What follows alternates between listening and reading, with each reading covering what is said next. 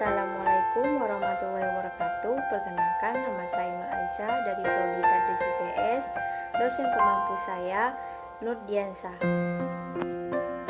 Baiklah, di sini saya akan membacakan materi saya yang berjudul dengan landasan psikologis pendidikan. Landasan psikologis adalah suatu landasan dalam proses pendidikan yang membahas berbagai informasi tentang kehidupan manusia pada umumnya serta gejala-gejala berkaitan dengan aspek pribadi manusia serta gejala-gejala yang berkembang tentunya untuk mengendalikan sikap manusia sesuai dengan tahap usia perkembangan, bertujuan untuk mempermudah proses pendidikan.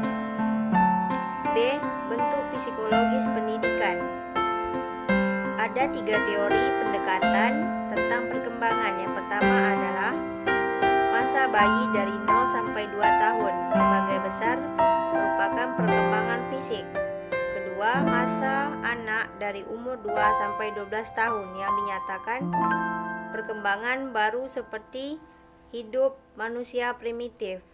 Yang ketiga, manusia puberitas dari umur 12 sampai 15 tahun ditandai dengan perkembangan pikiran dan kemauan untuk berpetualangan.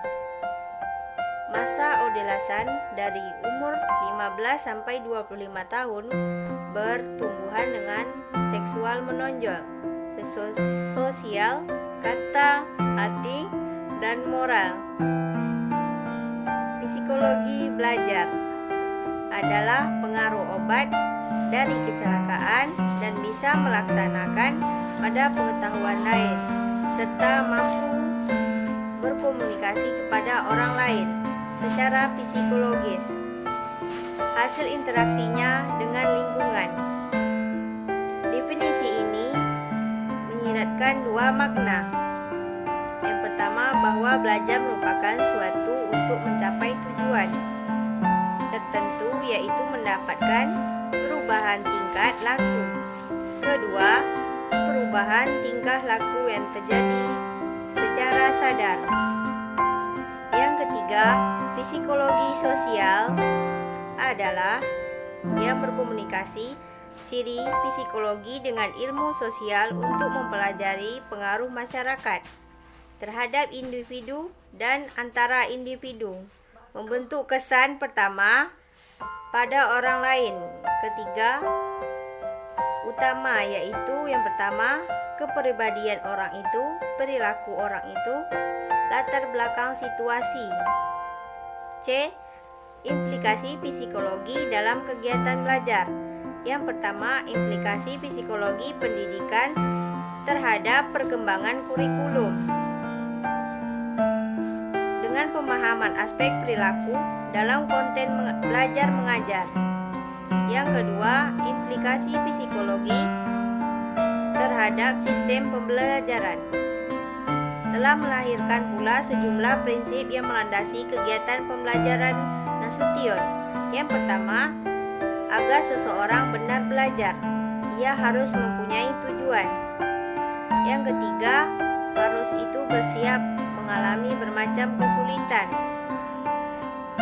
Implikasi psikologi pendidikan terhadap sistem penilaian merupakan salah satu aspek penting dalam pendidikan guna memahami seberapa jauh tingkat keberhasilan pendidikan. Melalui kajian psikologis, kita dapat memahami perkembangan perilaku apa saja yang diperoleh peserta didik setelah mengikuti kegiatan pendidikan atau pembelajaran tertentu. D. Guna calon guru mempelajari ilmu psikologi pendidikan, mempelajari situasi dalam proses pembelajaran, memahami perbedaan individu peserta didik, penciptaan iklim belajar yang berkonduktif di kelas,